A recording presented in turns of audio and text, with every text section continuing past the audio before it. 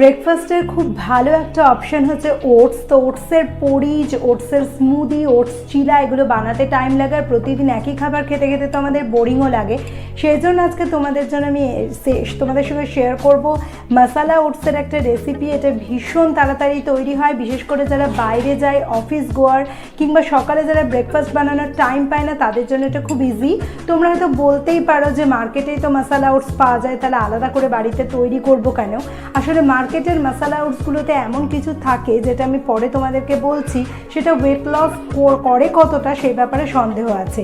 তো সেই জন্য এই রেসিপিটা তোমরা এটা বানিয়ে রেখে দিতে পারো। তো বেশি কথা না বলে চলো আমরা আগে ওটসের রেসিপিটাকে শেয়ার করে নিই।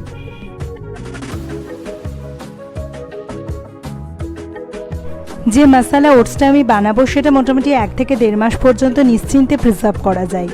মশালা ওটসটার ইনগ্রেডিয়েন্ট হিসেবে প্রথমেই লাগবে কিছু ড্রাইড সবজি। তার জন্য আমি একটা বড় গাজর নিয়েছি, গাজরটাকে পিল করে ভালো করে কুড়ে নিয়েছি, আর একটা বড় সাইজের পেঁয়াজকে একদম ছোট ছোট করে কেটে নিয়েছি।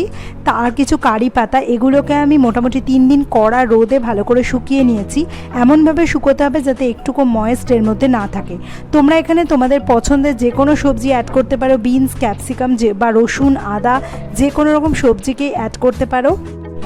তোমরা চাইলে ড্রাই ভেজিটেবল মিক্স না দিয়ে ফ্রেশ ভেজিটেবলও ইউজ করতে পারো। যখন ওটসটা সেদ্ধ করবে তখন কিন্তু ফ্রেশ ভেজিটেবল তুমি ইউজ করতে পারো। ড্রাই ভেজিটেবলের মিক্স আমার রেডি হয়ে গেছে। এবার আমাকে একটা মশলার মিক্স রেডি করতে হবে। তার জন্য প্রথমে আমি একটা বোলের মধ্যে 1 টেবিল স্পুন নেব শুকনো লঙ্কা গুঁড়ো, এরপরে আমি নেব 1 টেবিল স্পুন হলুদের গুঁড়ো, তারপরে আমি নেব 1.5 টেবিল স্পুন মতো আমচুরের গুঁড়ো। এর মধ্যে একটা টক টক ভাব আনার জন্য আমি এটা অ্যাড করেছি। তোমরা যদি না পছন্দ করো তবে এটা নাও অ্যাড করতে পারো। এরপরে আমি 2 টেবিল স্পুন ড্রাই রোস্টেড জিরের গুঁড়ো অ্যাড করব।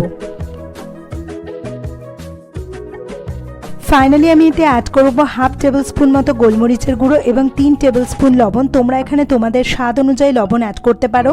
এবার আমি মশলাটাকে ভালো করে মিক্স করে নেব যাতে এতে কোনো দলা না থাকে।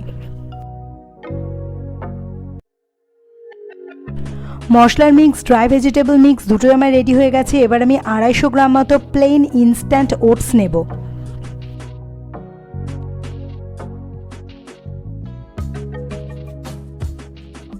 মশালা ওটসটাতে বেশি দিন ভালো থাকে, তার জন্য আমি তেলের মধ্যে একটুখানি এটাকে ফ্রাই করে নেব। তার জন্য আমি কড়াইটাকে গরম করেছি, তার মধ্যে নিয়েছি 1 টেবিল স্পুন মতো অলিভ অয়েল।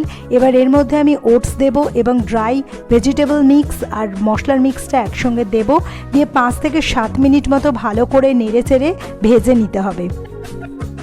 তোমরা যদি তেলে এটাকে ফ্রাই না করতে চাও তাহলে সেটাও হবে, ড্রাই রোস্ট করে নেবে। সেক্ষেত্রে সমস্ত ইনগ্রেডিয়েন্টসগুলো নিয়ে শুকনো গরম কড়াই এগুলোকে ড্রাই রোস্ট করে নেবে। দেখো মশালা ওটসটা আমার পুরোপুরি রেডি হয়ে গেছে। এবার এটাকে আমি ঠান্ডা করে নেব এবং পুরোপুরি ঠান্ডা হয়ে গেলে এটাকে আমি একটা এয়ারটাইট কন্টেনারে প্রিজার্ভ করব। এটা অবশ্যই ফ্রিজের বাইরেই তুমি প্রিজার্ভ করতে পারো, মোটামুটি 1 মাস পর্যন্ত ভালো থাকবে। আরও বেশি দিন প্রিজার্ভ করতে গেলে কিন্তু এটাকে ফ্রিজে প্রিজার্ভ করো। এটা প্রিপেয়ার করা খুবই ইজি। প্যানের মধ্যে জল গরম করব পরিমাণ মতো এবং এই জলের মধ্যে আমি পরিমাণ মতো ওটস দিয়ে দেব। ভালো করে ফুটে নিলেই রেডি হয়ে যাবে আমার মশালা ওটস। ব্যস্ত দিনগুলোতে যখন অফিসে বেরোবার তাড়া থাকে কিন্তু কোনো খাবার তৈরির সময় পাওয়া যায় না, অথবা অন্যান্য বাড়ির কাজকর্মে ব্রেকফাস্ট তৈরির সময় পাওয়া যায় না, তখন কিন্তু এই মশালা ওটসটা ভীষণভাবে কাজে দেবে।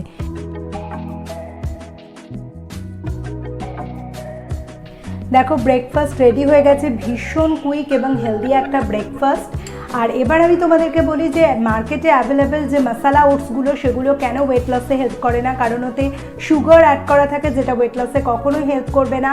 এছাড়া স্পাইসগুলো যথেষ্টই থাকে, আর এটা রিফাইন্ড অয়েলে কিন্তু ফ্রাই করা হয়। এবার কতটা অয়েলে ফ্রাই করা হচ্ছে এবং কি জাতীয় তেল সেটা, সেই বিষয়ে একটা সন্দেহ থেকেই যায়। আর ওই ওটসের যে টেস্টটাকে বাড়ানোর জন্য বা ফ্লেভারটাকে এনহ্যান্স করার জন্য ওরা কিন্তু প্রচুর পরিমাণে অ্যাডিটিভস এবং প্রিজারভেটিভ দেয়, যেটা আমাদের শরীরের পক্ষে মোটেও ভালো নয়। সেই জন্য ওয়েট লস জার্নি চলাকালীন আমি মার্কেটে অ্যাভেলেবেল যে মশালা ওটস সেটাকে খেতে একেবারেই নিষেধ করব। বাড়িতেই এভাবে বানিয়ে রাখো, খুব তাড়াতাড়ি এটা ইজিলি বানানো হয়ে যাবে।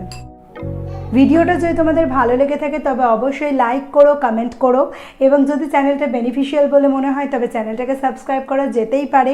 আর তার সঙ্গে বেল আইকনে ক্লিক করে দিও পরবর্তী ভিডিও নোটিফিকেশন পাওয়ার জন্য। আজ তাহলে আসি, দেখা হবে অন্য ভিডিওতে।